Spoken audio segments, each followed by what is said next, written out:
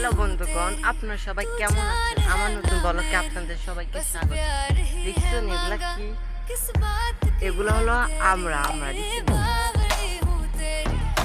এরকম নতুন নতুন ভিডিও পেতে হলে আমার পেজটিকে ফলো করে লাইক দেন, শেয়ার দেন।